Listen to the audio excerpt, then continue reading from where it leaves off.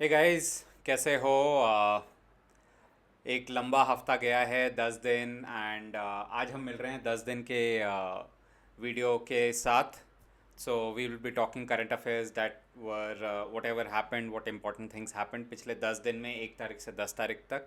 और इन 10 दिनों में ऑब्वियसली बहुत सारी और भी इम्पॉर्टेंट चीज़ें हुई हैं आपके एडमिशन को लेके, एंट्रेंसेस को लेके।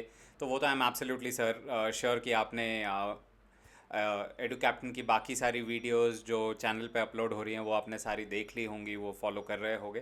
तो उनके अलावा I am back with my regular current affairs topics. तो सीधा मुद्दे की बात। 10 दिन बीते, 10 दिन में बहुत बहुत बहुत कुछ हुआ है। तो ये वाला वीडियो थोड़ा सा लंबा होने वाला है in terms of the number of topics that I am going to cover. घंटों में नहीं, बहुत ज़्यादा रिकॉर्डिंग टाइम बहुत ज़्यादा नहीं होगा, वीडियो का टाइम बहुत लंबा नहीं करेंगे। बट हाँ, number of topics would definitely be more, because काफ़ी बहुत सारी चीज़ें हो गई हैं पिछले 10 दिन के अंदर। ठीक, तो चलो सीधा टॉपिक पे चलते हैं। एंड एक और चीज़ मैंने रियलाइज़ की यार, कि I am not hearing much from you from the in terms of comments on the previous videos. तो प्लीज़, जब आप पुराने वाले वीडियोज़ देख रहे हो तो please do comment there, because I am eagerly waiting to hear from you, so that मेरे को पता तो चले कि आपके क्वेश्चंस क्या है, डाउट्स क्या है, उनको कवर क्लियर कर सके। ठीक है, तो वो प्लीज़ ज़रूर करना। तो उसमें बोलने की बात तो कुछ है ही नहीं, वही 4 चीज़ें हमेशा की तरह याद दिला रहा हूँ। लाइक कर देना वीडियो को अगर पसंद आए तो, because that's our motivation. Comment बार बार बोल रहा हूँ, and do share and subscribe, because अभी भी आपके फ्रेंड्स हैं जो प्रिपरेशन करने की कोशिश कर रहे होंगे, who may not be aware of about us, और who may not be aware about these videos. Please do share it with them, आपके साथ उनकी भी प्रिपरेशन होती रहेगी। चलो, तो सीधा, मैंने आपको पहले ही बोला कि काफ़ी सारे टॉपिक्स हैं तो थोड़ा लंबा होने वाला है। नीचे आप देख ही सकते हो, आपको अभी तक पता ही है कि ईच डॉट और each square essentially represents one news article. तो इस फर्स्ट 10 डेज ऑफ अप्रैल काफ़ी सारी चीज़ें हुई हैं। आई was waiting for the first weekend, first Sunday of April, जिसमें थोड़ा सब्सटैंशियल टाइम निकल चुका हो। तो यप, हियर आई एम। 3 तारीख को कोई सेंस नहीं बनता था, बिकॉज थर्ड वॉज लाइक बहुत ही कम दिन, 3 दिन में क्या ही मेजर चीज़ें होंगी। तो I was waiting till some substantial time passed by. तो चलो चालू करते हैं। तो पहला, एंड आई एम श्योर आप में से सारे लोग ट्विटर को जानते होंगे कि ट्विटर क्या चीज़ है। Twitter is a social platform, right? It's unlike Facebook और other Instagram. Each has its own style, each has its own purpose. तो Twitter is a small messaging service जिसमें शॉर्ट मैसेजेस हम शेयर करते हैं। उसका लोगो अगर आपने देखा है, it's a bird, blue colour का लोगो है उसका, बर्ड का। So that's Twitter, right? And Twitter का Twitter's founder Jack Dorsey. So Jack Dorsey founded Twitter. उसके बाद recently they had a change in leadership also. Parag Agrawal took over as the CEO of the company very recently. और सबसे सबसे recent ये हुआ कि Elon Musk ने पता नहीं चोरी छुपे एकदम चुपचाप से ही acquired almost 9% stake in the company, in Twitter, and this makes Elon Musk the largest shareholder of the company. So he now has the largest stake in the company Twitter, or that makes him the largest shareholder in this organization.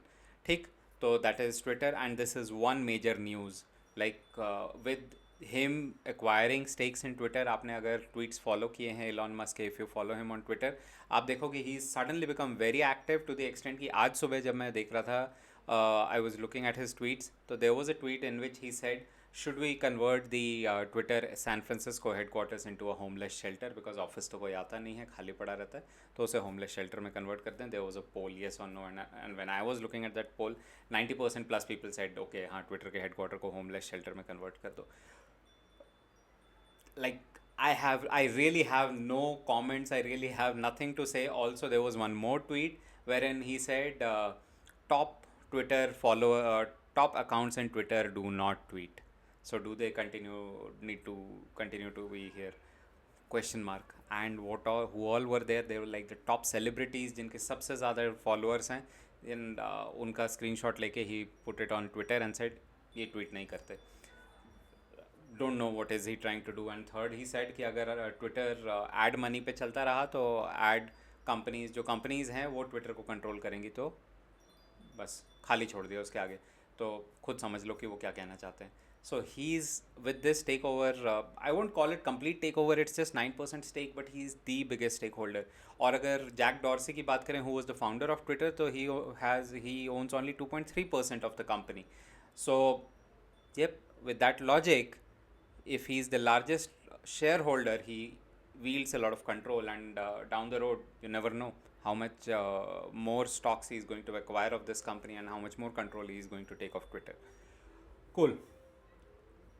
Next topic next topic is 7 अप्रैल को celebrate किया गया था world health day. World health day celebrate होता है WHO के founding day की तरह. तो WHO वर्ल्ड हेल्थ ऑर्गेनाइजेशन, जिस दिन the day it was founded in year 1948, उस डे को कमेमोरेट करने के लिए वर्ल्ड हेल्थ डे सेलिब्रेट किया जाता है on 7 April every year. Okay, important date. ये डेट्स पता होनी चाहिए आपको एंट्रेंस के पॉइंट ऑफ व्यू से, so do remember these dates. और ये तो एकदम हाल फिलहाल में गया है, right? 7 April. Okay, then on 9th of April, CRPF celebrated Shaurya Divas. So Shaurya Divas celebrate किया जाता है in memory of one of the very famous incidents of 1965 war, जिसमें इंडिया के CRPF के एक छोटे से बटालियन ने they defended the Indian position from a much bigger Pakistani battalion. So it was a small contingent of CRPF जिसने पाकिस्तान के सदर पोस्ट पे पाकिस्तान के एक बहुत बड़े कंटिजेंट को हरा दिया, रोक के रखा. काफ़ी सारे इंडिया के CRPF के 6 जवान मारे गए थे, और उन्होंने पाकिस्तान के 4 जवान को they captured alive as prisoner of war, और बाकी सारे काफ़ी सारे मार गिराए. तो इस दिन को देश की रक्षा में जो CRPF की ने सेवा की, उसके इन मेमोरी ऑफ दैट, उसको कमेमोरेट करते हुए शौर्य दिवस सेलिब्रेट किया जाता है on 9th of April every year. Okay, cool. और ये वाला जो सेलिब्रेट किया गया था, this was the 57th anniversary और 57th celebration of this day. In the world of cricket, तो क्रिकेट में ICC वुमेंस वर्ल्ड कप, आपको पता ही है, दोनों होते हैं. मेंस वर्ल्ड कप भी होता है और वुमेंस वर्ल्ड कप भी होता है.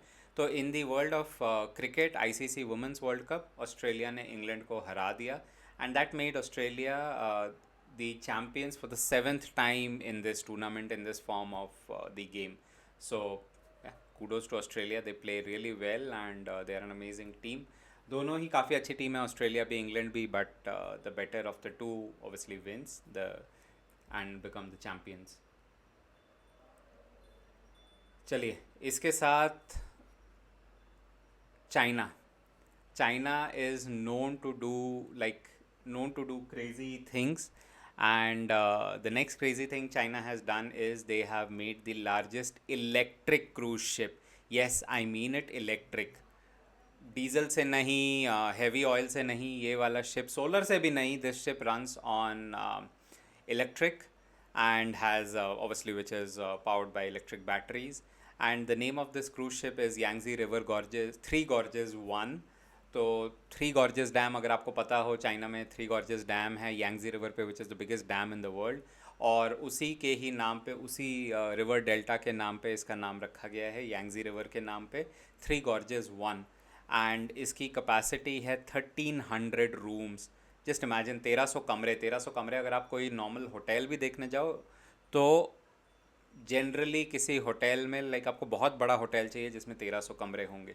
This cruise ship has 1300 guest rooms, और सॉरी 1300 स्पेस फॉर 1300 पैसेंजर्स. 1300 लोग अगर आप हिसाब लगाना चाहो तो ऑन एन एवरेज अगर आप लगा लो कि आपके स्कूल में, आपके क्लास में 50 बच्चे हैं एक क्लास में, तो लगा लो कि कितने क्लासरूम की हम बात कर रहे हैं, और उतने लोग और उतने लोगों की सोने की capacity, right? It is a cruise ship, so people have to sleep.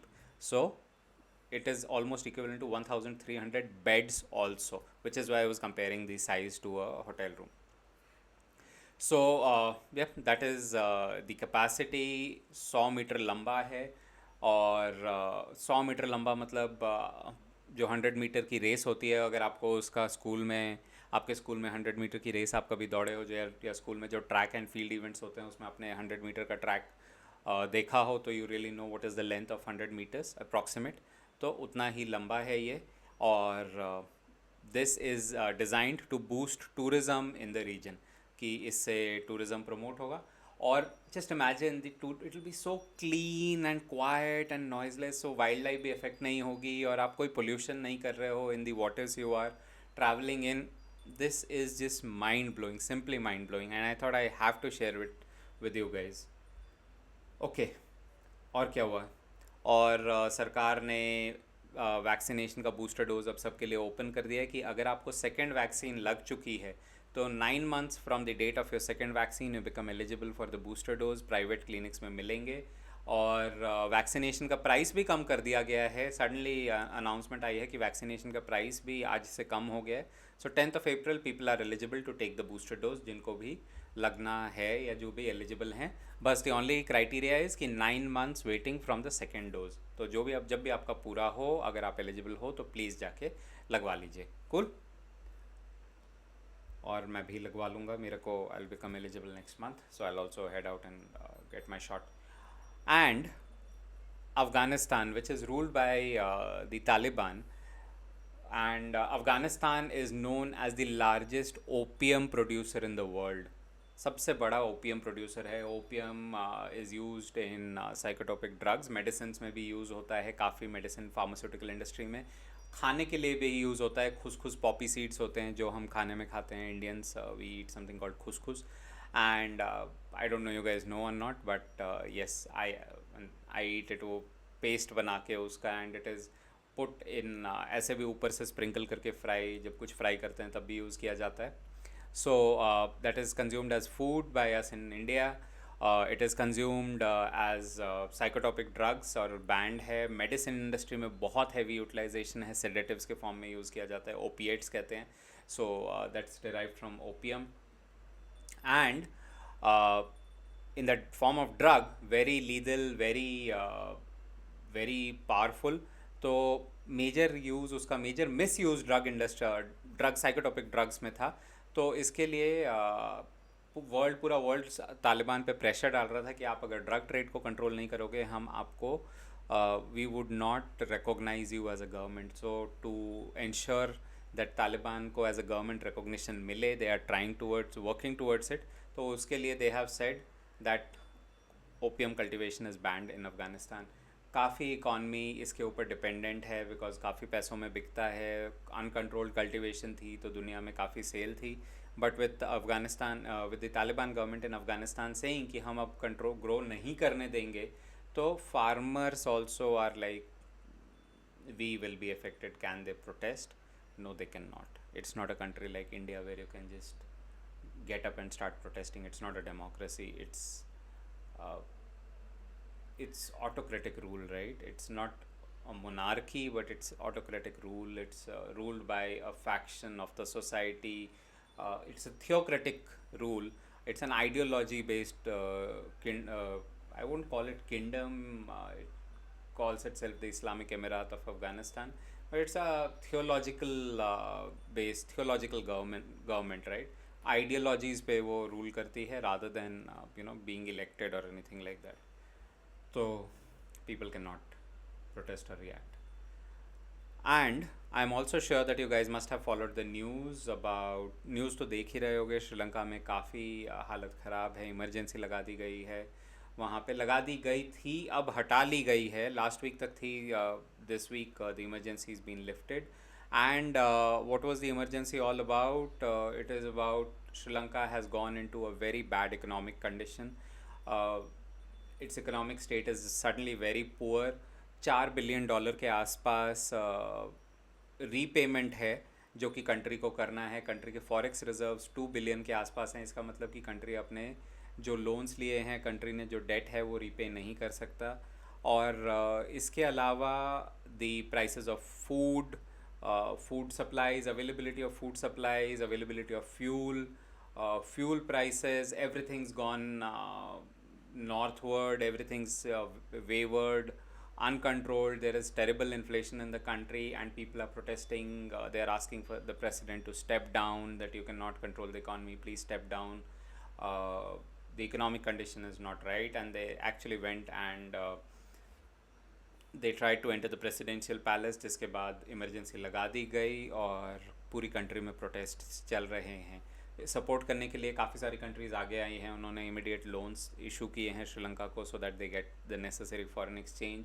India, in at its end, in terms of humanitarian effort, has also released, you know, lent fuel to Sri Lanka. ऐसा नहीं है कि free में दे दिया, free में बांट दिया, नहीं. But they have created a line of credit दिया है कि क्रेडिट में हम आपको फ्यूल दे रहे हैं, बाद में आप लौटा देना. बहुत ज़रूरत है उस देश को. बट अभी दिक्कत ये है कि जो जितना दिया है, डिमांड इतनी ज़्यादा है, and because of the inflationary state, hoarding भी बहुत ज़्यादा है कि वो भी ख़त्म होने वाला है. और कितना दिया है वो मैं आपको आगे बताता हूँ एक और आर्टिकल में, जहाँ पे मैंने वो कवर भी किया है. ओके, इसके अलावा इंडिया की अगर बात करें, back to India, so consolidation of business होता ही रहता है. एक बिज़नेस बड़ा होता है, दो बड़े बिजनेस आते हैं, काफ़ी सारे छोटे छोटे बिजनेस आते हैं.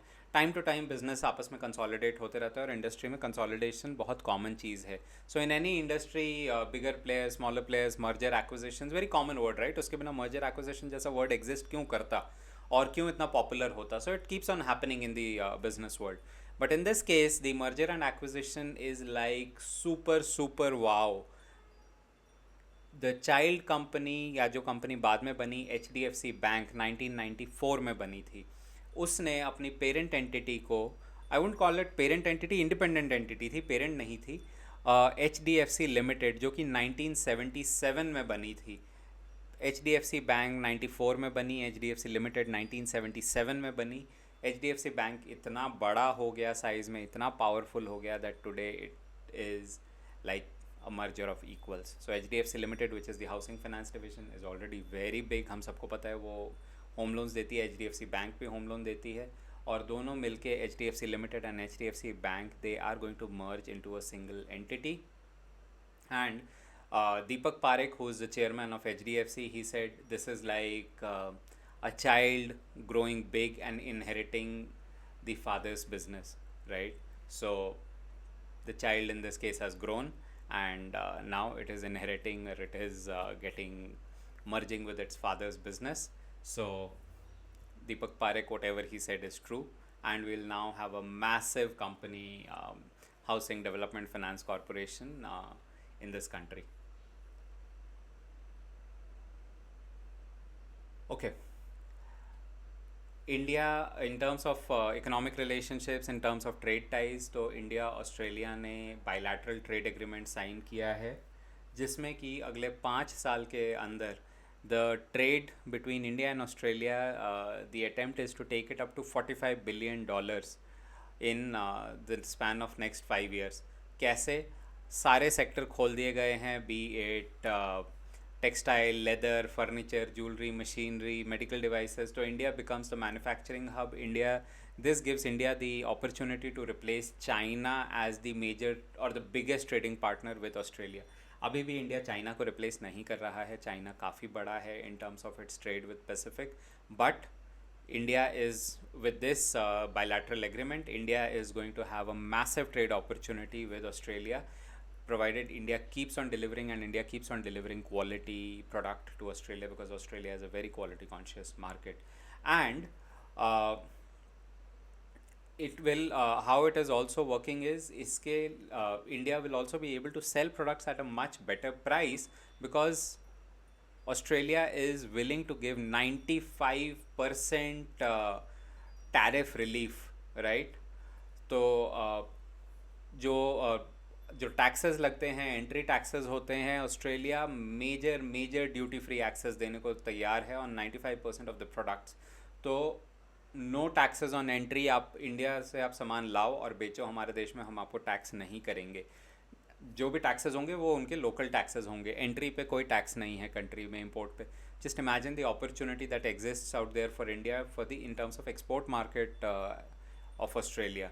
So this is a major bilateral agreement that has been signed in the last 10 days of April. और इसके साथ ही रशिया में तो चैलेंज है ही बहुत मेजर. आप लोग अब तक देख ही चुके होंगे, 1 महीने से ऊपर हो गया है. The war between Russia and Ukraine is on, sorry. And पूरे वर्ल्ड ने सैंक्शंस लगा दिए हैं रशिया पे, ट्रेड नहीं कर सकते, फॉरेक्स पे लिमिटेशन हो गई है, आप कार्ड तक नहीं स्वाइप कर सकते रशिया में अपना, बिकॉज वीज़ा मास्टर कार्ड ने अपने नेटवर्क बंद कर दिए हैं वहाँ पे। तो फॉरेन ट्रांजैक्शंस करोगे ही कैसे, उन्हें फॉरेक्स लाइंस पे भी ब्लॉक कर दिया है वर्ल्ड ने। स्विफ्ट ट्रांजैक्शंस ब्लॉक कर दिए हैं, जिससे कि फॉरेक्स की ट्रांजैक्शंस होती थी, इंटरनेशनल ट्रेड ट्रांजैक्शंस होते थे, वो सब ब्लॉक कर दिया है। तो with respect to this, India is a major trading partner with Russia, right?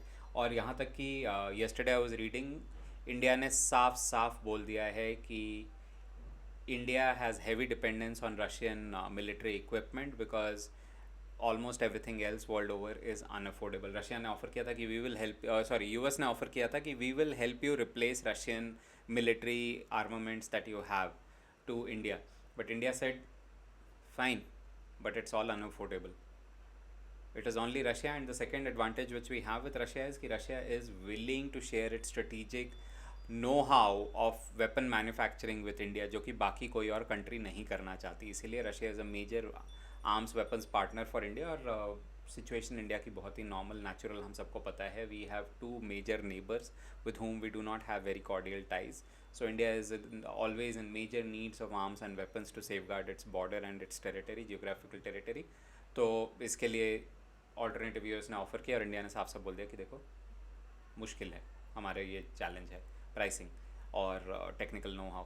तो इसके साथ अब इसको कैसे फुलफ़िल करें, डॉलर ट्रेड हो नहीं सकता, तो India and Russia are working out a rupee to rouble transaction system, जिसमें कि भारत अगर रशिया कोई सामान खरीदेगी तो या तो वो रुपी या रूबल में इंडिया को पे कर सकती है, और इंडिया रशिया से कोई ट्रेड करेगी तो India will be able to pay in रुपी और rouble.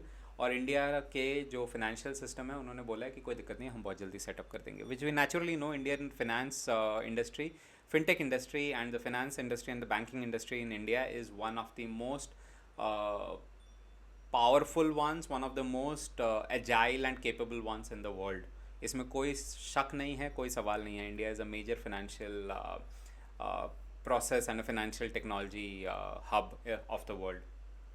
So our financial partners which enable these transactions, they have come out and said कोई दिक्कत नहीं है, बहुत आसानी से हो जाएगा, we'll do it very quickly. And second is there was one more news wherein the RBI chairman Shaktikanta Das, he has said, RBI governor sorry, he said India sanctions को India will not violate the sanctions. तो बस ये देखना है कि India कैसे business करता है, keeping going circumventing these sanctions, and how India will circumvent those और India will abide by those and still be able to do business with Russia. ये चीज़ हमें देखनी है with time. Very nice, we are half way there, आधे cover कर चुके हैं। और in the world of automobiles, तो उसमें महिंद्रा और टाटा जो कि दोनों मेजर कंपटीटर हैं इलेक्ट्रिक व्हीकल, नॉर्मल व्हीकल की दुनिया में तो है ही मेजर कंपटीटर। एक XUV 700 बेचता है, XUV 500 स्कॉर्पियो बेचती है महिंद्रा, तो वहाँ पे टाटा हैरियर और सफारी बेचती है। दोनों आपस में मेजर कंपटीटर हैं दोनों सेगमेंट्स में, right.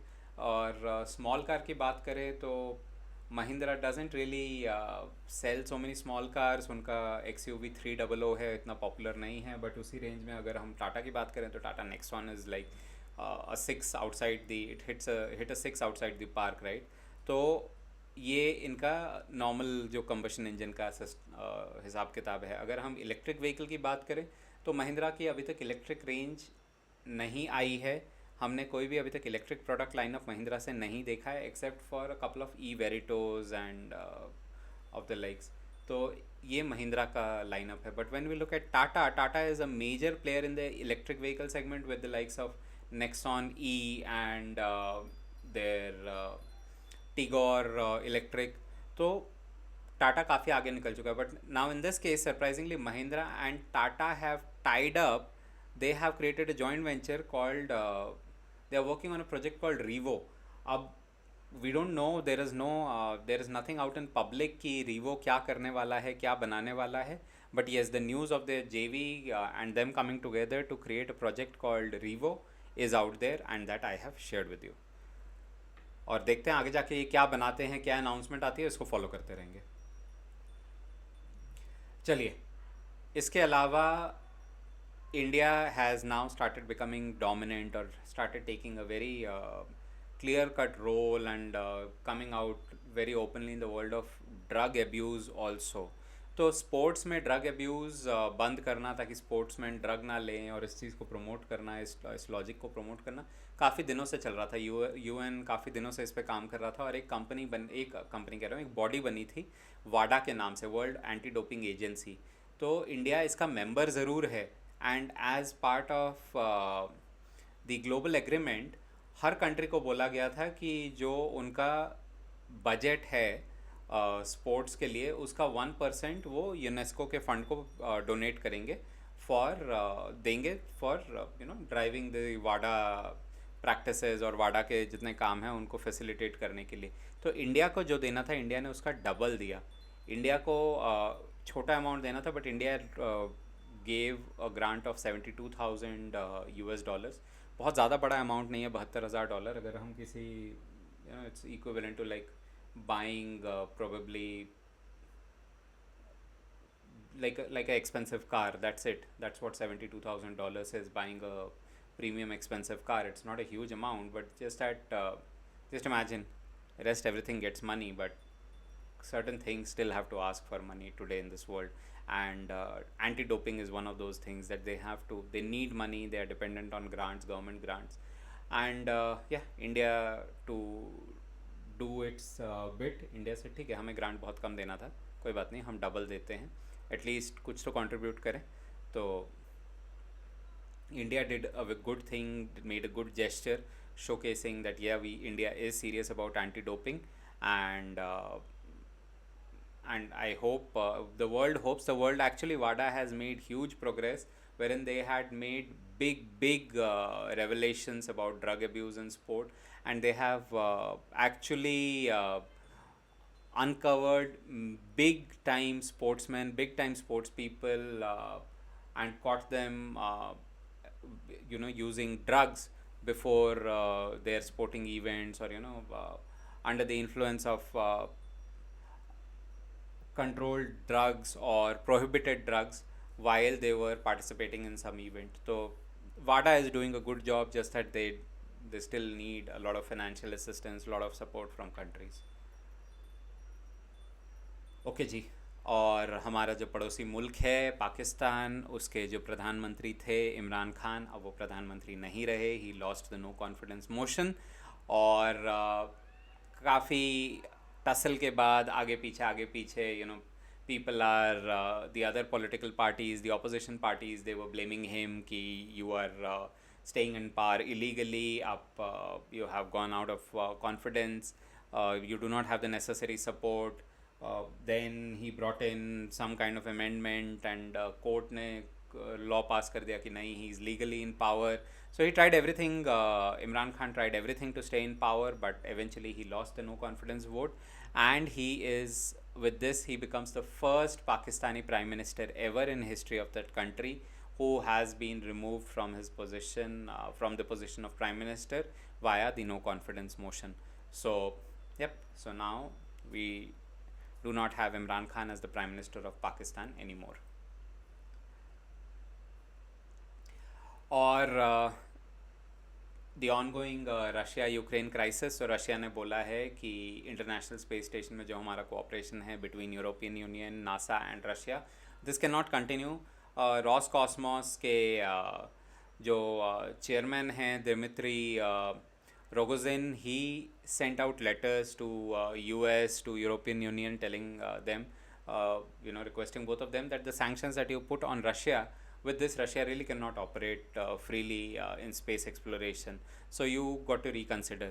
But then obviously the global stance is very clear with respect to Russia, with sanctions towards Russia for the Russia-Ukraine war. तो hence Russia has said कि अभी तो इस माहौल में जो भी कंडीशन चल रही है सैंक्शंस की, जिस पे रशिया पे इतने सैंक्शंस लगे हुए, हम कोऑपरेट नहीं कर सकते ऑन दी ISS प्रोग्राम। अब ये नहीं पता कि ISS में, the funny thing about ISS is कि जितना रिसर्च मॉड्यूल है वो सारा आता है, वो सारा US चलाती है स्पेस में, ठीक। जितना इंटरनेशनल स्पेस स्टेशन को बैलेंस करने का मॉड्यूल है, the module which keeps the ISS flying in space, that is manned by the Russian unit. तो रशिया क्या करेगा? रशिया क्या उस यूनिट को छोड़ देगा? या Russia, it's weird right? it's difficult to say what would Russia do. Would it stop benefiting from space research, or would it stop controlling the module, controlling International Space Station, and it'll just let it fall off the sky? So it's a little surprising. It's a little weird, but the astronauts are still up there, and they are doing what they have to do in space. There is at least they are not fighting the way politicians fight on Earth. So let's see, this will be another interesting news to follow कि actual में होता क्या है आगे जाके, what comes out. And I was telling you guys about how much of fuel India has given to Sri Lanka. So this is the news article that you are seeing on the screen right now. So India gave out a credit line, a fuel credit line of 270,000 metric ton worth of fuel, जिसमें से 36,000 metric ton petrol और 40,000 metric ton diesel Sri Lanka को already पहुंचा दिया गया है India के द्वारा. बट ये भी when I was reading last एकदम ख़त्म होने की कतार पे आ गया है. इतनी फ्यूल की शॉर्टेज है श्रीलंका में, काफ़ी टाइम से चली आ रही थी. जैसे ही तेल मिला बस खटाखट ख़त्म हो गया सब कुछ, सबने कंज्यूम कर लिया, होर्डिंग भी कर ली. And again there is a major shortage of fuel in that country. Thankfully वहाँ से स्मगल करके तेल कहीं और पहुँचा नहीं सकते, because the nearest country which can actually where you can actually smuggle anything from Sri Lanka is India. और इंडिया से ही जा रहा है तो क्या ही वो इंडिया को वापस कुछ स्मगल करेंगे. तो सिचुएशन श्रीलंका में अच्छी नहीं है.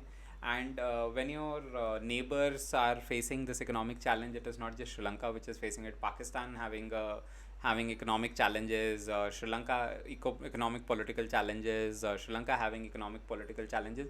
It becomes difficult for you as a country. तो इसका जो repercussion है वो इंडिया पे ज़्यादा है rather than श्रीलंका में. तो जो हो रहा है वो तो हो ही रहा है, उनके सिटीजन्स के लिए है ही बुरा, बट उसका repercussion भी इंडिया पे काफ़ी ज़्यादा अच्छा नहीं है, right? Because the reason becomes unstable.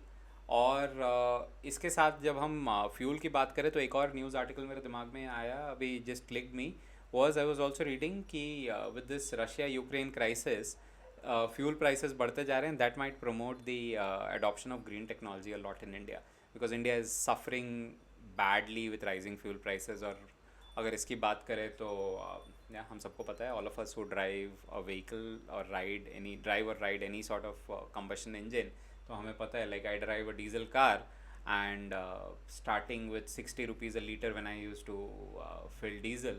Today I pay approximately 100 rupees a liter. So yeah, prices have gone just bonkers and crazy in last many years.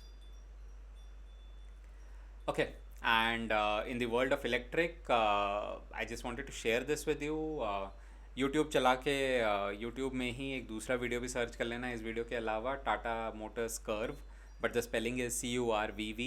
So it's a concept जो कि टाटा ने बोला है will be sold above the Nexon E. Nexon electric के ऊपर उससे ज़्यादा महंगी प्लेस की जाएगी इसको.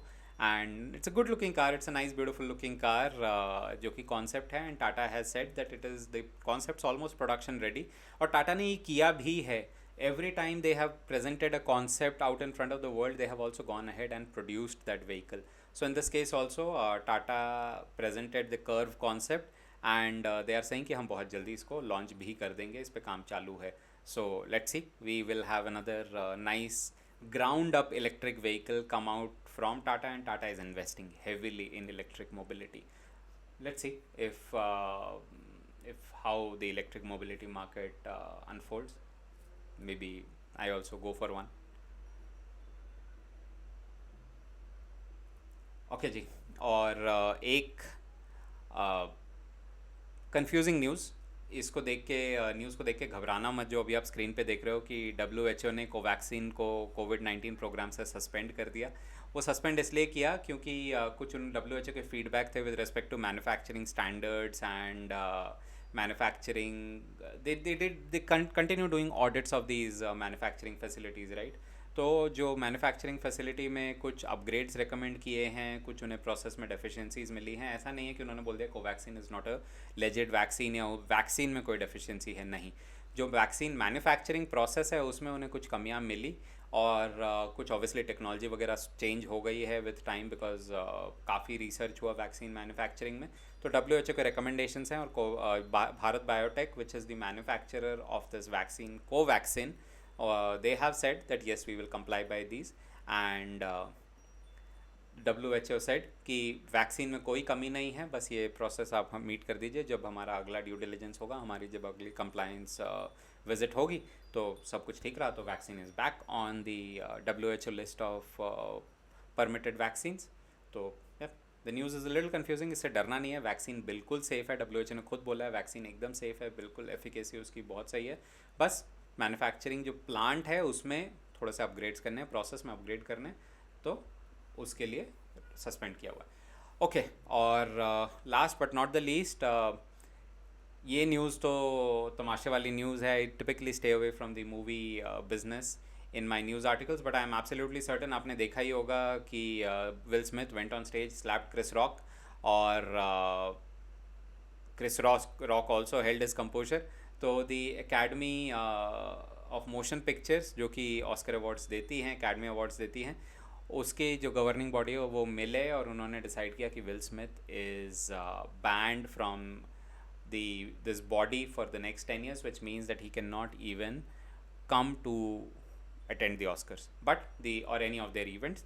But the only saving grace is that he can still be nominated, his movies can still be nominated, he as an actor can still be nominated for Academy Awards. So that is there, but he cannot come in person to collect his awards, or he cannot attend any of the functions or ceremonies. And they have also really appreciated Chris Rock for holding his composure on stage and continuing with the presentation, even after such a traumatic situation. So yep, that's it. काफ़ी सारे articles थे cover करने के लिए, so I was going a little quick, but I hope आपको सारे समझ आ गए। किसी में डाउट हो, कोई और डाउट हो, तो please put it in the comments, reach out, I will be more than happy, I will be the happiest to respond to you and help you out with your entrance preparation, and the whole team would be. इसके अलावा I am absolutely certain कि Telegram group से आप सारे जुड़े हुए हो, और जुड़े हुए हो पर एक्टिव नहीं हो तो प्लीज़ उसको थोड़ा सा एक्टिव हो जाओ उस पर, क्योंकि अब एंट्रेंस की और बोर्ड्स की कॉन्वर्सेशन वहाँ पे it has started heating up, it has become very active. And yup, don't, if you are watching this video for the first time, please don't forget to subscribe and share with your friends. I'll see you guys next week. Until then, bye.